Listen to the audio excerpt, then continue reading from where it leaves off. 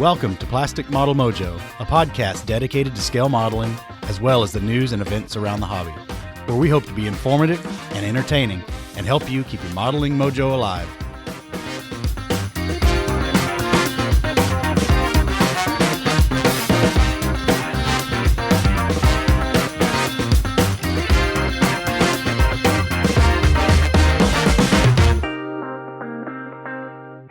Hello everyone, this is Mike Baskett, and we thank you for coming back for episode 2 of Plastic Model Mojo. Dave and I are quite new to all this, and we're striving for continuous improvement as we go forward with this podcast into the coming year, so thanks again to our listeners, and let's get on with episode 2 of Plastic Model Mojo. All right, well, welcome back, Dave. This is episode 2.2, I guess, to be completely honest. We did this once and had some bad sound quality due to what I suspect is a bad USB port on my laptop. So let's do this again. Yeah, well, we seem to have got it. And nail it this time. That's right. You got it. Hey, practice makes perfect. You seem to have gotten it straightened out. It's sounding good on this end. So let's get started. What's your modeling fluid of choice tonight? My modeling fluid of choice is a bit enigmatic. It is Huber's Rickhouse Select Single Barrel Indiana Straight Bourbon Whiskey, which being a Kentucky boy, and you as well, we tend to keep bourbon close to the vest, and many people believe that it has to be from Kentucky, but that is actually not true. Right. But still, that said, Indiana bourbon sounds to me like Canadian tequila. Does it taste like Canadian tequila? No, it doesn't. It's not bad. It's about a $50 bottle. It was given to me as a gift for the holidays. It's about 111 proof. It's a barrel strength bourbon, so it's a little hot. So for me, that kind of makes the flavor a little harder to enjoy. But it's not terrible, and it's gonna do okay. Oh, good. Well, bourbon, even the worst bourbon's still bourbon. It's great. I don't know if I'd say that or not. But well, and you? I'm drinking a little something different too. Instead of bourbon, I have a single malt, 15-year-old age single malt Scotch called Dalwhinnie, out of course, Scotland. I'm a fan of single malt scotches. I don't like blended Scotch whiskeys, but I love single malt scotches. Dalwhinnie's on the lighter end of the Scotch spectrum, which is perfect for me. It's 87 proof. It's Scotch. Single malt Scotch is one of those things where the first sip, it's almost like taking a little bit of medicine. It's, you grimace a little, your throat tightens a little, but then once that first sip is down, it is nothing but pure Scottish heaven from then on. I don't drink it regularly simply because it's expensive as all get out. A bottle's about $80, $85, but the model wife, generally lovingly once a year gives me a bottle, and I try and make it last as long as I can until I get the next one. Do you get the don't drink it all in one sitting caveat from her? Not at all. I mean, she knows from experience watching me how long I stretch it out to make it last, because it is so heavenly. Besides, this isn't one of those things that you drink a lot of at one time. Single malt Scotch is one of those things where you have one glass at a time over ice, and you sip it and enjoy it for an evening. It's really great as a modeling fluid. Sounds good. I'll have to give that one a try. I don't drink a lot of Scotch, but I'm fair game for most things. Well, I can guarantee you'll enjoy it. So what's on your modeling bench? Well, for our bench time halftime report, my PT76 is moving forward at a pretty good clip now. It actually has all the wheels on it now. So I ran into a bit of a snag when I was going to fit the tracks because I've progressed from the kit tracks, which were pretty terrible, to trumpeters. They've got a box set you can buy, an upgrade, so to speak, for PT76 series, but they're really fiddly, separate guide horns, very fiddly end connectors or end pins, and they're not very robust. So I got about halfway through one run of those and decided that was not going to work for me. So I went with the Frill tracks, and because those have to be, well, it's not an A/B swap. The sprockets have to be spaced out away from the hull to make them work because the links are wider than the kit tracks.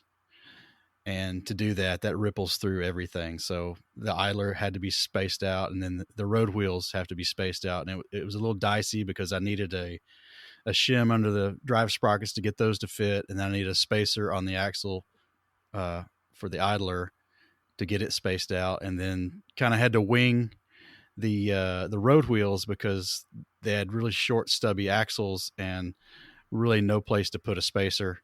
So you just kind of had to get them all. They're pretty snug, so I could get them all on the vehicle, get them all square vertically and horizontally, and then tack them all down. Do you And I know? managed to get. Go ahead. Do you know which, or were the kit tracks or the Frill tracks more scale correct? Do you have any clue as to that?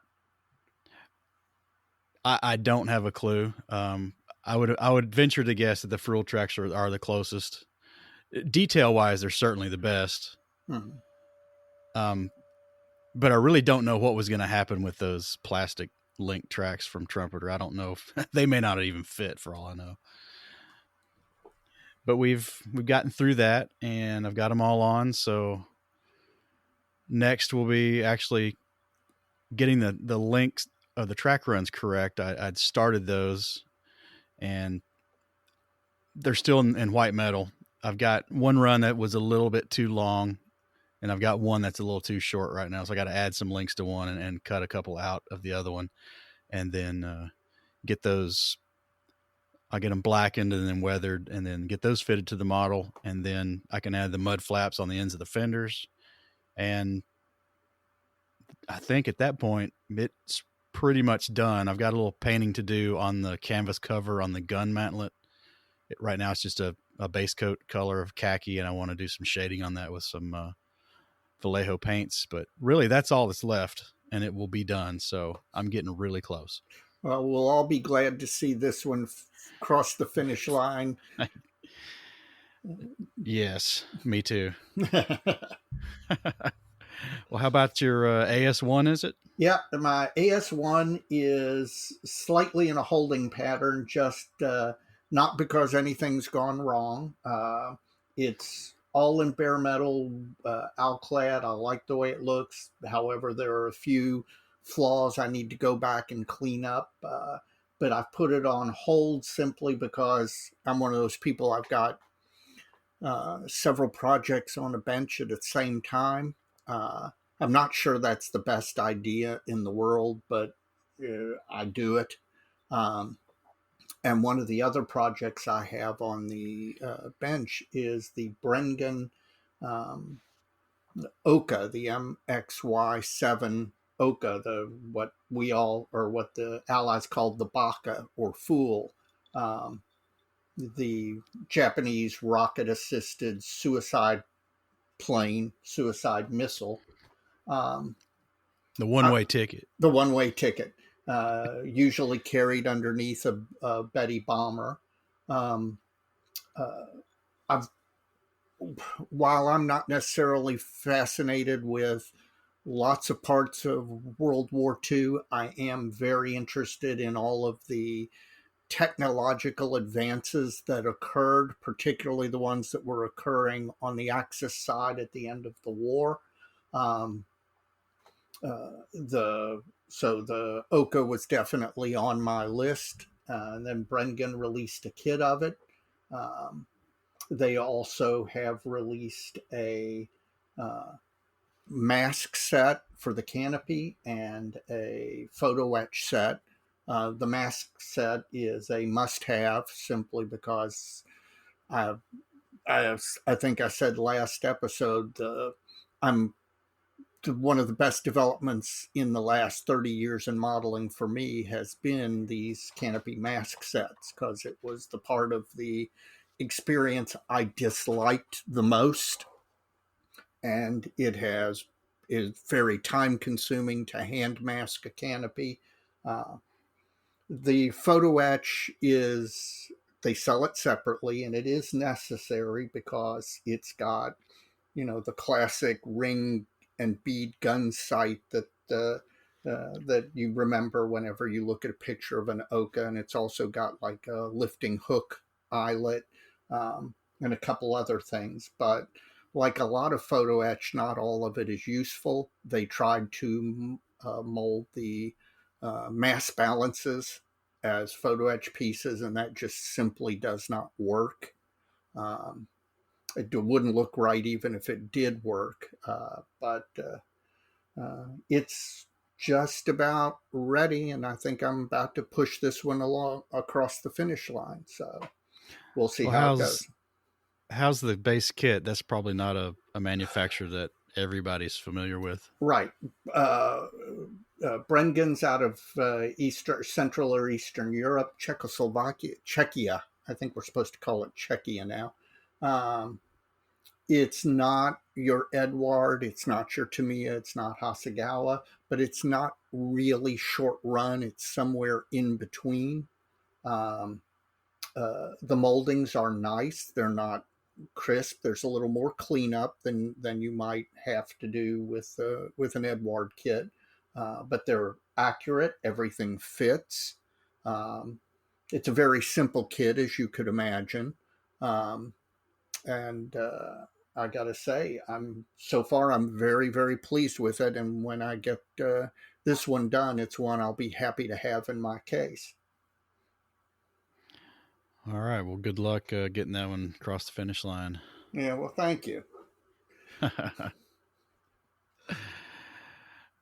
Well, we got off here a little bit, so Yeah.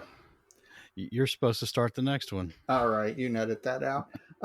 So Mike, what was announced for November that inspired you and excited you, and what was announced that you really found it to be a yawner?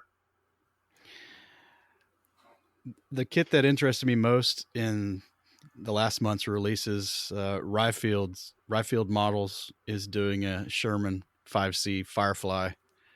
Now we've already got the Tasca Asuka Models kit, which is probably pretty good. I don't have it, but I was looking online at the reveals, the CAD photos, and this kit gives a lot of options in the box for a lot of the subtleties and nuances of Shermans, which there's a lot of, right? Right.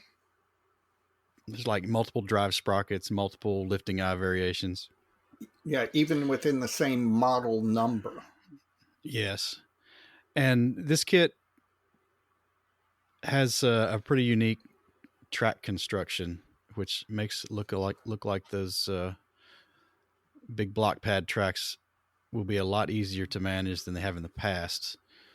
Typically, the kits would mold those tracks just like the real thing, and be track pads with end connectors sitting on little tiny scale pins, and they'd be fragile. But this one has a really unique construction where you put the inside facing side of the trackpad in this jig, 4 or 5 at a time, and then the end connectors don't fit over pins. The end connectors have integral pins that have a mushroom cap on the ends of the pins that drop into keyed slots in the trackpad, and then you put the top trackpad half over that and sandwich it all together, and you get 2 pads that are linked to the end connectors, and there's just no way to separate them without breaking plastic. It sounds like some interesting engineering, of course. Some interesting engineering for sure, yeah. Well, and that's one of the nice things over the last 30 years we've seen in modeling is the engineering of kits and the ability to mold details and mold interesting solutions to complex shapes or complex issues. A lot more thought seems to be going into it these days. So I'm kind of interested in it because I've been reading about the engagement at Villers-Bocage in during the Normandy invasion, and there's a particular Firefly I'm interested in modeling at some point. So I would say I'm probably going to buy this kit simply the fact that I've already got an interest in it and have a subject in mind. As far as my biggest yawn of the month, it's I'm going to pick on Hobby Boss again. They're releasing a Kraz 260B tractor thing with a trailer. It's another big green Russian tank transporter. Given the holes they've left along in their World War II lines that I mentioned in the last episode, I just can't see them kitting another one of these big monstrosities. And I really wish, if it was up to me, Trumpeter would stick with the modern subjects and Hobby Boss would kit the other stuff. I just not for me. So that one's just kind of a categorical yawn for me. I just not interested in it. And I think there are a lot of other subjects that would interest more people. But Hobby Boss is not without redemption. I made a little error in the last episode, and speaking about the BT2 series that they came out with. I was kind of saying we needed a BT5, and I incorrectly mentioned that their early BT kit or BT2 kit was a machine gun tank. Well, it's not. They kit both an early and a mid-production variant of the BT2 with the 45 millimeter gun. So they have two gun tanks, and they've announced a late BT2, which puts them even closer to BT5 than this middle kit. So I got a sneaking suspicion that eventually we will see a BT5 from Hobby Boss, and I'll really appreciate that when it does show up. Well, I'll So keep my fingers crossed hopefully that for you. happens, and I'll buy it, and they won't send the hit squad to kill me for running down their shortcomings. Yeah, you got to be careful about that. Well, it's Right. it's coincidental that you mentioned those Russian tank transporters, because my yawn this month is also the exact same subject. Model Collect, which I believe is out of the Ukraine. They're doing a lot of 72nd scale stuff and a lot of interesting stuff in 72nd scale. They're in the middle of the B-52 series, which we've needed a new one for a while, and I'm real happy to see. But they recently announced several of those Russian tank transporter and trailer kits. And if you've ever seen these things, they're like 500 parts. It's, I'm sure there's somebody out there that has, well, I'm not sure, but maybe there's somebody out there that's desperate to have these things in their collection. That person isn't me. So for that reason, those are a yawn for me. But I will say that Model Collect at the same time announced several of the modern Russian radar vehicles to go along with their previously announced and released Russian surface to air missiles. And that's a subject that's near and dear to my heart. I like the anti aircraft weapons, anti aircraft missiles, particularly the Soviet ones, because they do a lot more of them. They have developed that weapon. And those vehicles look better when you compare them with their radar vehicle. So you get a complete set of the weapon system. So while I may be picking on Model Collect a little bit about the tank transporters, I got to give them some kudos for that. But for November, my big exciting kit was that Airfix announced at Scale Model World in early November that they were doing a new kit of the Avro Vulcan. This completes the V series bombers in Airfix's catalog, because they've previously released a brand new version of the Victor and the Valiant. Um, Everybody kind of expected that they would eventually release a new Vulcan to replace the one that they did back in the 80s, um, which was a fine kit, but it had raised panel lines and some engineering challenges that technology has now caught up with. So I was very, very pleased to see that announced, and that one is definitely a buy when it comes out. And I mentioned in our first attempt at this earlier in the week, and I'll mention again that plane is kind of the Spitfire or the Hurricane of the jet age, as far as iconic RAF aircraft, even more so than maybe the Gloucester Meteor, their first jet, because it's just that such a distinct aircraft. Yeah. Yeah. In many ways, it was ahead of its time as far as the shape, the delta shape, etc. When is that kit? They announced it pretty early. It's not like their Right. normal release. That's correct. Normally, Airfix holds their announcements till what they call as their Advent calendar, where they will release kind of pictures of parts of aircraft or whatever else they're making. Um, and so normally they don't announce till the end of the year or right at the beginning of the new year. This one was a special surprise announcement at for Scale Model World in England in November. So it was a kind of an early Christmas present for all of us. They haven't set a release date, but they have already released CAD drawings and box art. So we know the process is moving along.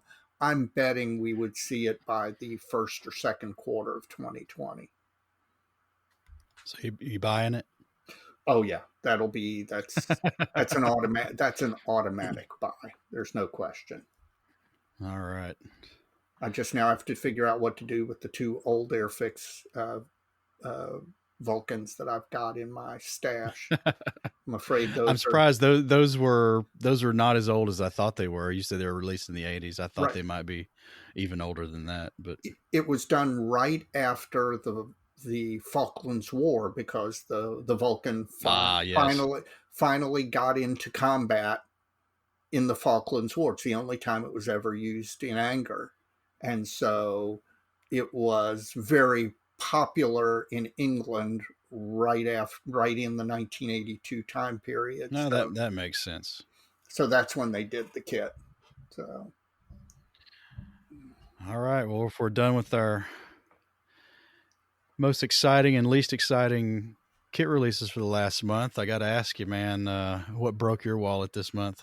well, this month I'm actually going to reach back to again the IPMS Nationals, which I attended in Chattanooga in November. Um, One of the things that I picked up there were these two.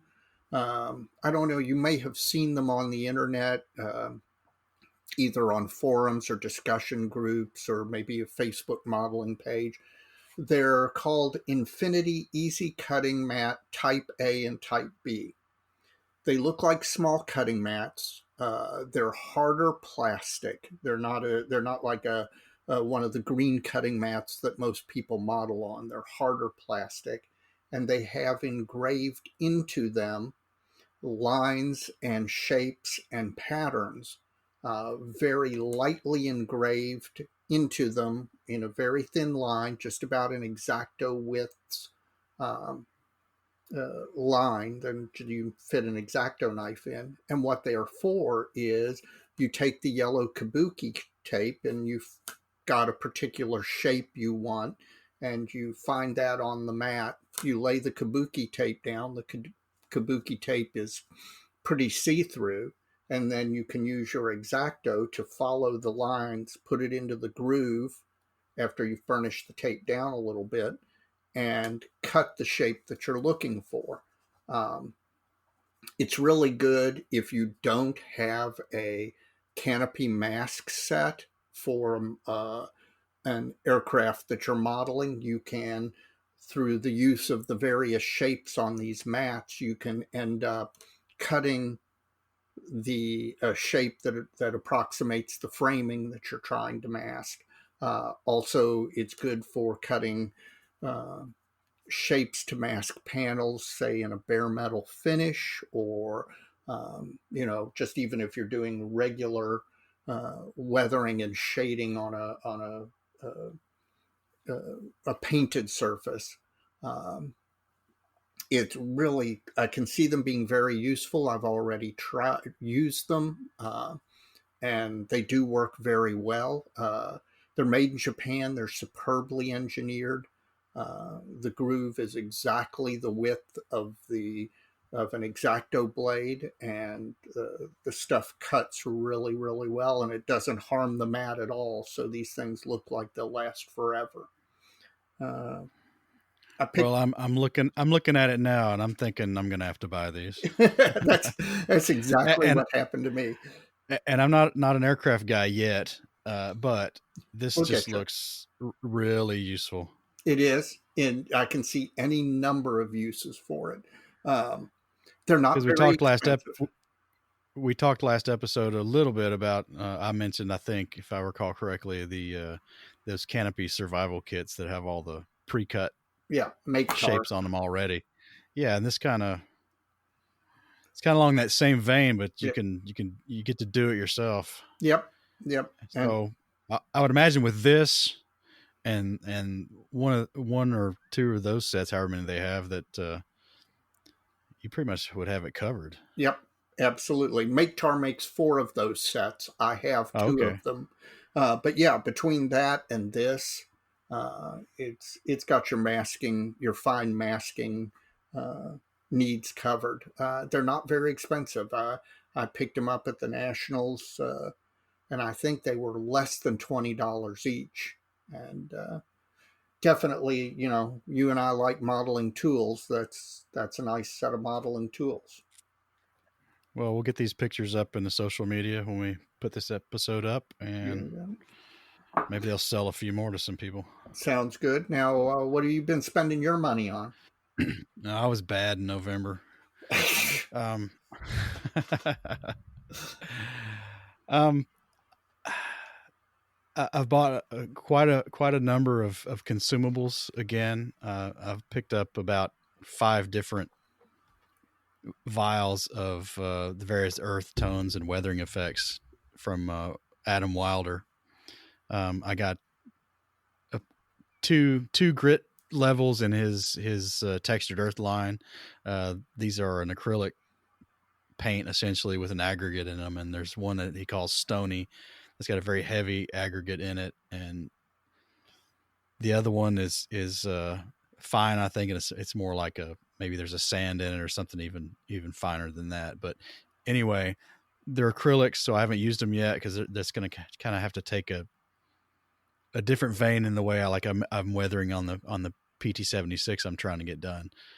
And then the other things I bought were three vials of, again, earth tones from his aqua line, which they're water based. I suspect they're like an artist gouache, but in color is more conducive to what we would expect for weathering, and you can activate them again after they're dry with water. So they're an acrylic gouache, I suspect. Hmm. Um, Now, Again, I've not tried them yet, but worth a shot. now, do you get your Wilder products directly from Wilder? I don't know if he sells direct. I don't either. There's a website on the vials that I've not visited yet, so I suspect he does, but I don't know. I ordered these from a third party off of eBay, Hmm. and they showed up here a few days ago. In addition to that, I picked up a vial of AK's metal burnishing fluid. It's kind of the same thing as the old Blacken It that we used to be able to get in the U.S. It's no longer available Oh, I for didn't whatever realize reason. that. Huh. But it's, it's I suspect it's a mild acid that oxidizes the surface of the metal, probably. But anyway, I've got that to use on these PT tracks, so I'll actually give that a try here in the next week, and can have in the next episode let you know how that went. Yeah, maybe we can get some photos of it and post it on social media in between episodes so people can see how things are going. Sure. And then finally, on the consumables, I picked up some of the Tamiya Panaline Axe Center, which is I'm sure as an aircraft modeler you're familiar with it. It's Yeah. essentially an enamel based wash, so that's pretty straightforward. The other is Tamiya now is a paint retarder for their acrylic line, and the biggest downside with Tamiya acrylics is they dry so flippin' fast that you really can't brush paint with them, because Right. the second coat always takes off the first coat. Yeah, they've never been good for brush painting. It's just a known fact that it's horrible. They're horrible for brush painting. Also, spraying sometimes, even with using their lacquer thinner or their acrylic thinner, you can get the pile up of the overspray with Tamiya paints, and I'm wondering if this retarder might help with the leveling of the paint. The brush painting is my primary reason for getting it. In addition to the consumables, I also picked up about 30 paintbrushes. I was really getting low, and I just bit the bullet and bought a bunch at one time. So what did you get? I got all rounds from about 10-aught or 5-aught up to about 3. I don't really need to go any bigger than that, and I got like 4 of each, and so I'm good on rounds now. I just need to replenish, and we'll get to where I got them from in our shout out of the month. I'll save it for then, but really got a good deal, and I really got some good brushes, and I'll be going back to this place. But again, we'll talk about it a little more.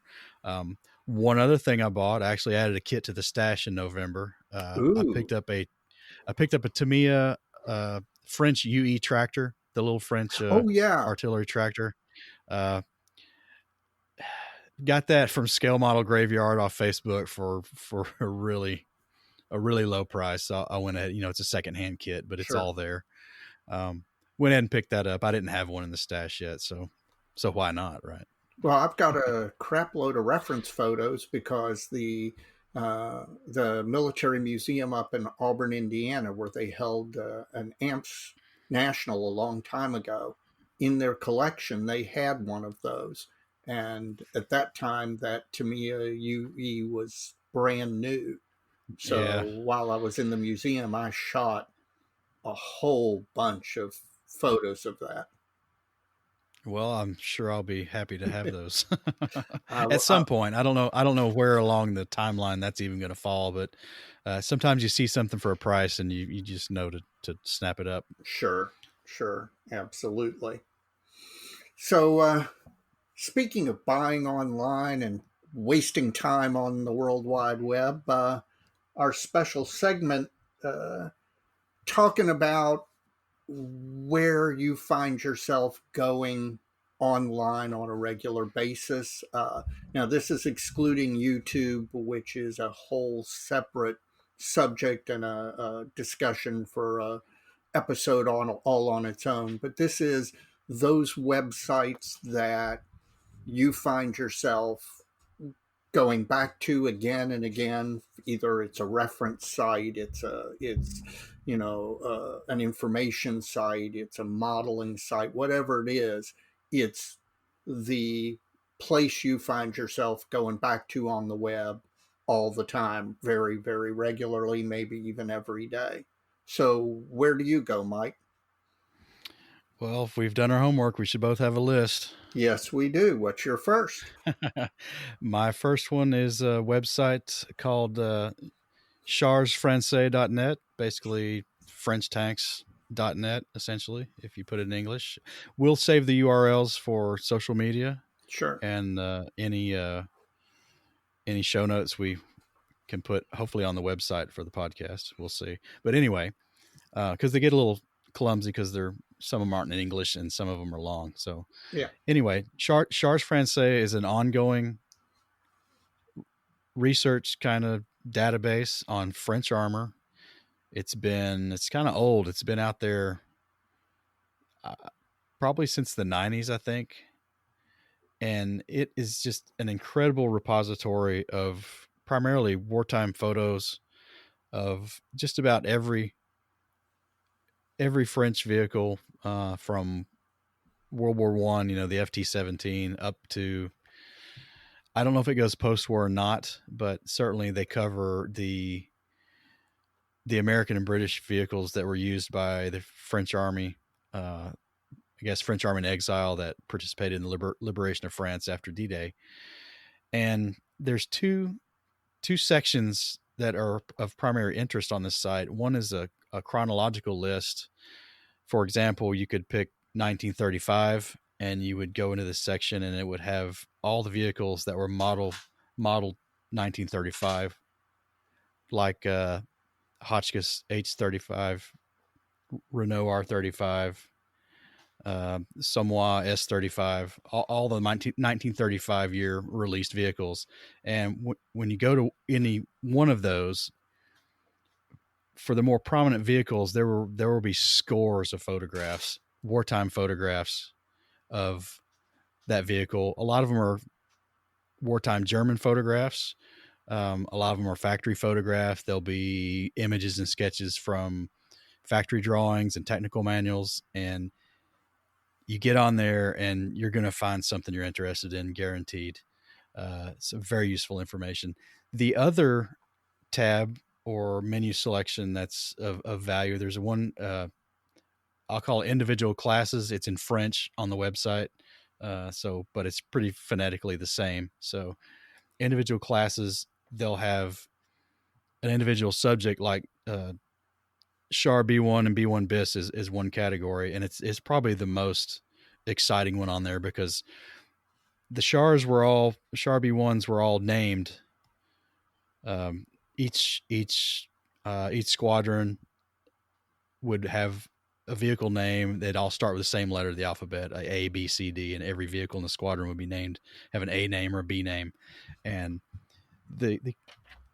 the creator of this website has managed to catalog just about every Char B1 that was fielded, because most all of them were either destroyed or captured by the Germans. And he even has multiple shots of many of these, because one German unit would come by this destroyed tank and take a bunch of pictures, and then 4 or 5 days or a week later, another German unit would come by, or rear echelon unit would come by this vehicle and photograph. They'll get a bunch more photographs of the same vehicle.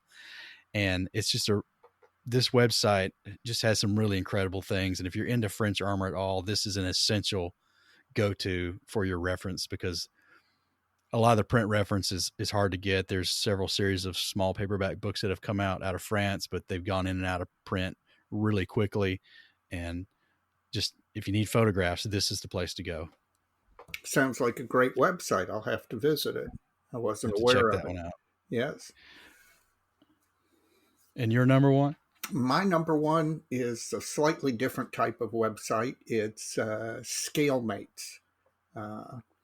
Well, I think the URL is www.scalemates.com, but it is a database. It's a giant database of not only nearly every model ever released, but when a kit has been released and re-released repeatedly in different boxings, sometimes cross-kitted by manufacturers, it will tell you that. So I go nearly every day to look and see what the new releases are, and you can filter them by scale or by subject matter, tank, airplane, ship, whatever, decals. Um, so you can filter to your taste and what you're looking for, or you can just go and see everything new released. But the real advantage of scalemates is that, let's say you're considering building an um, uh, just a Japanese N1 J2 Shindenkai, Japanese late war fighter. You can go in and put that in the search bar, and it will pull up every kit and every release of every kit of that subject made. It will then tell you what all of the detail parts that have ever been made as, accessories or um, additions to the kit to improve it. Then it'll give you a set, all of the decal sheets where the markings for one of these aircraft have been put on the sheet. And then at the bottom, it will give you links to build reviews and walkarounds of the real thing. It's really a one-stop shop of information. I think it was kind of crowdsourced. The guy who does it, I know he releases uh, he has a ScaleMate stash manager that you can uh, inventory your entire stash on your phone, and on your laptop. You can keep track of what you've gotten decals so that you don't end up buying the same decal sheet 3 and 4 times. Yeah, it Guilty. never happens. Guilty as charged. But it is an incredible achievement. It really is a must go to for any modeler beginning a project or doing a little research about what you want to do next or seeing what's coming out in the future. I love it. Yeah, So, I agree 100%. I am familiar with ScaleMates, and I use it a lot. And I know the Canadian guys over on Scale Model Podcast use it a lot, and they talk about it quite a bit. But yeah, you're absolutely right. It's probably a huge crowd contribution to get that kind of information submitted to one spot. But yeah, you can't go wrong at ScaleMates. and it's amazing on some of these kits how many times they've been re-released and reboxed and what Oh very, yeah, like a 70-second scale Heller kit or something like right, that is exactly. got a lineage of 40 years and 15 different boxings. Yeah, it's really cool as just a thing to look back and, oh, I remember that kid, or I had that boxing. It's really just it's neat for nostalgia purposes as well as being really useful to the modeler. So, Mike, what's your next must visit website? I would encourage armor modelers, particularly, and aircraft modelers, even ship modelers, to go to German eBay. German Now, eBay. Go ahead. why German eBay? That's an interesting choice. Tell me more. Well, it's it's not to shop for kits in a foreign language. Though you could probably do that there. To give some background, I'm a military collector. German eBay has a fairly interesting military section in it, and we'll provide the direct link to what I'm going to be talking about here at a later time. But to give some background again, the hobby of snapshot photography in pre-war Germany in the early mid 30s was a huge hobby.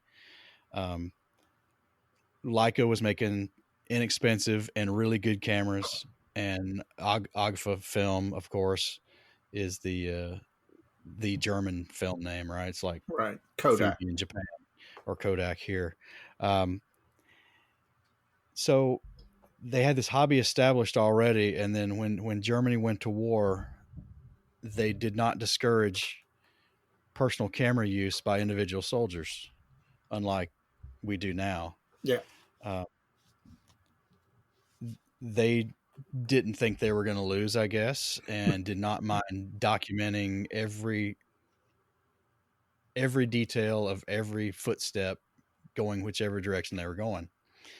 So if you get on German eBay, there are literally thousands upon thousands of these individual soldier snapshots taken by some unnamed lancer during the Polish campaign or the French campaign or in the Balkans or in the Russian campaign early on. Uh, and the gamut of subject matter is incredibly wide. You can find photos of Russian tanks captured, knocked out in German markings. Uh, Another thing I like to look at, and for my own interest, is you see a lot of photos of POWs, particularly the Soviet POWs, because you can get a really good snapshot of what those soldiers looked like at the opening days of Barbarossa campaign. Uh, there's aircraft on there, a lot of trashed and grounded aircraft, but still markings. You might find unique markings. It's just a really good source for inspiration and even reference, particularly with armor. Aircraft, I've not really tried to find a particular subject just because I'm not primarily an aircraft guy. But if you type like Russische Panzer or Russian Panzer in this category, this photograph category, I mean, you'll get T-26s, BTs, KVs, T-34s, all the armored cars. Uh, you'll get pictures of complete vehicles, completely decimated vehicles, and everything in between. Every once in a while, you'll run off across one that is for some reason, they're taking detail shots. I mean, really close up shots of particular details on these vehicles. That's, like, well, why'd they do that? And they're just thousands and thousands of these photographs. And it's really worth looking at. Some of the armor guys have gotten keen on this over the years. I know there used to be a thread on one of the armor focused forum pages, either track link or missing link. There's a guy that every Friday he would post links to eBay auctions selling these photographs of various things. He's usually picking out the German ones, but really recommend it. It's really a nice thing to go explore, and you're going to get a lot of great ideas when you go there. Do you think that a lot of these things are coming to light now as grandparents die off and the kids go through the stuff in the estate and are finding stored away all of these photographs that basically have been stored away since the end of the war? Yeah, I'm sure there's a lot of that, and the military pickers and dealers have gotten these collections and negative rolls and etc. And there's just what I'm talking about is just individual photographs. There's also complete albums where soldiers have put together a service album. Now you get to about 1943, and this activity kind of stops. Gee, what would have occurred in 1943 that might have caused that? That's right. Well, he didn't have a lot of time to be taking pictures anymore because you were too busy traipsing back across land once traveled. And silver and all those other chemicals become so important to the war economy that they're not selling film anymore. yeah, yeah, Exactly. that sounds All like right, an interesting site. check it out. I What's will. next on your list?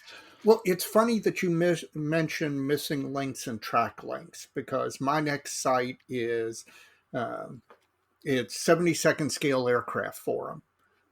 Back in the old days, at the beginning of the Internet of Modeling, um, there were a couple of large forum sites, hyperscale, track links, missing links, where all the modelers gathered of every type and every stripe to post on a forum style board, and the beginnings of forums. They were great. They were fantastic. They were a revelation. And then with the development of cheaper and cheaper digital cameras, people started posting finished photos and in process photos, and they were just great. The problem with them was that over time, with so many people using them, if you had an interest in a particular area, it was like sorting through the chaff to find the one grain of wheat. So what subsequently developed was subforums where people went off and developed their own forum for their own particular area of interest. So instead of hanging out at hyperscale, where you're liable to see everything from a T-34 to a 32nd scale jet to a 144 scale airliner, you could go to a forum that was just your particular interest. There are tons of forums focused on German World War II aircraft. There's forums for Italian World War II aircraft. Um, all specialty subforms, whatever your interest is. Mine is 72nd scale aircraft, and a guy named Robert Wrench up in Ohio runs a forum called 72nd Scale Aircraft Forum. It's a great site. I visit nearly every day. I post probably nearly every day in one of the comment threads. I go there because I know I'm going to see stuff that is of my particular interest. I'm going to get news on my particular scale of the hobby and my subject area. Um, the guys on there, there's fewer of them than on one of like hyperscale and all of that. And it's more intimate, and that does seem to control for people who can be unpleasant online. Whereas somewhere where hyperscale is famous for unpleasant personalities. Yeah, flame wars. Flame wars, right? Any thread after 4 posts develops into a flame war, and whereas on these forums, because they're smaller, because they are so much more subject matter focused, they're much more genteel, they're much more polite. Flame wars, very, very. I've been on 72nd scale aircraft forum for years. I can only think of once when a personality conflict developed. And that's really what that one was a personality conflict. But other than that, they're most pleasant places to hang out. So I highly recommend, for me and folks like me, 72nd Scale Aircraft Forum. But if that's not your particular interest, go to the Google machine, or better yet, the DuckDuckGo machine, so you're not getting tracked, and do a search for 35th Scale Russian Armor Forum. I guarantee there's one out there. I'm sure. And go look and see if it's a place you want to hang out. 72nd Scale Aircraft Forum is definitely one of those places where I want to hang out. So where do you go next, Mike? Would be primeportal.net. Prime Portal is a repository it's a photo repository. It's cataloged archives. Well, not archives. Well, I guess they are. Walkarounds, primarily, if not exclusively, of all kinds of subjects: aircraft, armor. There's probably ships on there. I don't know. I've never heard of this. Prime Portal, and the walkarounds will they vary. They vary greatly. They'll be one of some museum piece, and they have like 5 photographs. There was a particular subject I was researching fairly recently that had well over 100 photographs of a subject, which was a joy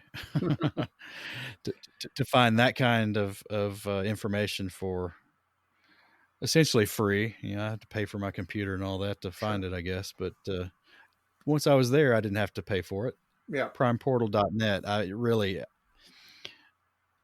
I'm not sure armor versus aircraft, if it's centric one way versus the other, but everything's out there.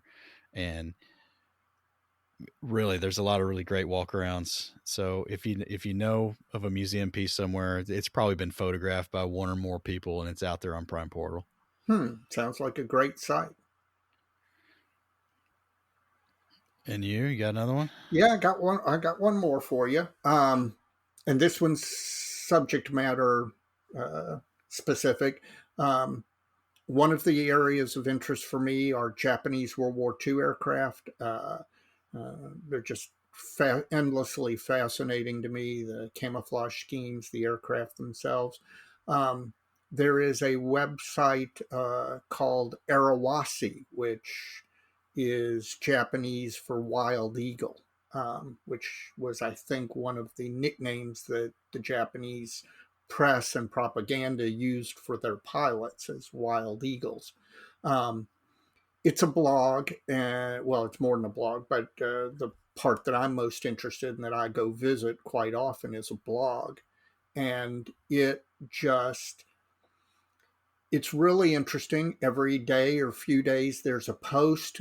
There are tons of period photographs. It's kind of like what you described with German eBay. They have managed to gather together um, a lot of period photographs and will sometimes focus on a particular unit or a particular aircraft type, and there will be text and a ton of these photographs with captions, um, bringing your attention to things that are kind of unique or you haven't seen before. Um, the Japanese newsreels from World War II and the China War before that have all been archived on the internet now and are all available out there on the internet. And one of the things Arawasi will do, the folks at Arawasi will do, is they'll go through these videos almost frame by frame and pull out interesting screenshots and photographs. And it's, again, if you have an interest in the subject, it's one of those things you can sit there and lose a, a large amount of time just staring and going deeper and deeper into a particular subject or whatever they're posting lately. It is one of those sites that I go back to quite often. All right. So if anybody's interested in Japanese aircraft, that sounds like the place to go right now. Yep, it's definitely one. So, all right. Well, we're getting close to the end here, I think. yeah. So, shout out of the month. Is there any product, business, or person you would like to single out for a little love? Yes, I'll tell you what. Uh, a guy I met on 72nd Scale Forum and then met in real life at contests and such is a guy named Jeff Groves, goes by the name Inch High, 72nd Scale modeler. Jeff is exactly 6 feet tall, so that's where the name Inch High comes from, because an inch in 72nd scale is 6 feet. It makes me think of Inch High Private Eye on Exactly. Saturday morning. Exactly. Which is where I thought that might have come from initially, till I asked him. That's what I thought. Then you clarified that. That's but pretty funny coincidence. Jeff is an excellent modeler. He is a really good researcher. And about a year ago, in fact, just over a year ago, after some nagging and encouragement by me, he decided to start a blog called Inch High Guy Blog. And you can just Google Inch High Guy Blog and it'll show up. And what he does is he posts once a day, every day. And sometimes it's a walk around. Sometimes it's an intense deep dive research into something particular, like the Vindicators at Midway or the early B-17 Pacific HAD schemes or stuff like that. And he's an excellent researcher. Other times he posts in progress builds from start to finish. He's one of those guys who'll do a batch build of 3 or 4 of an individual subject, and then finish them. That'd be a one-way ticket to hell for me if I try to do that. Yeah, I'm amazed. I can't. I'll be honest with you. I can't even wrap my mind around doing that. But he's able to do it, and it's a great site, and I recommend people go there. We'll put the URL out so that people can visit. He's all right. He's my shout out of the month. Okay. Well, mine gets back to these paintbrushes I bought, and this was a vendor that you recommended to me. I was expressing chagrin about going to the big box art stores, the Michaels, the Hobby Lobbies, and going to the paint section, and only ever finding thoroughly picked over brushes. What was left, the points and tips were always already damaged, and they just didn't seem to have a lot of interest in keeping them organized or fully stocked. Not only that, even at those big box stores, they're just expensive, and paintbrushes has been one thing that I've always hated buying, because you get this little piece of wood with some fur on the end of it, and it's like $9, right? Or $18 or $20. Yeah. So you put me on this company called Zim Brushes, Zim Brush Manufacturing. Is ZEM or ZEM for our non-American alphabet folks, non-American English alphabet. ZEM brushes. And I bought these mail order off their website, which is zimbrush.com, ZEMBRUSH, one word.com. And they've got a nice website. They've got a wide variety of fiber types on their brushes, and every shape, you'd find at a big box store. And I ordered from them, I bought 30 brushes this month. 24 of these brushes came from him at his business, Zim Brushes. And I ordered 4 of each size that I wanted. And when it's all said and done, it was right at $50 for 24 brushes. And I get the box, and he's thrown in 2 freebies on top of that, which I wasn't expecting at all. And just a totally positive. The brushes, the quality's good. They were synthetic sables. I like using synthetic sables because I think for our type of performance on, most modeling, it's a good compromise to like Kolinsky sables. Yeah. They're cheaper and they last longer, and 99% of the use is going to be, you're not going to have a discernible difference in performance, really.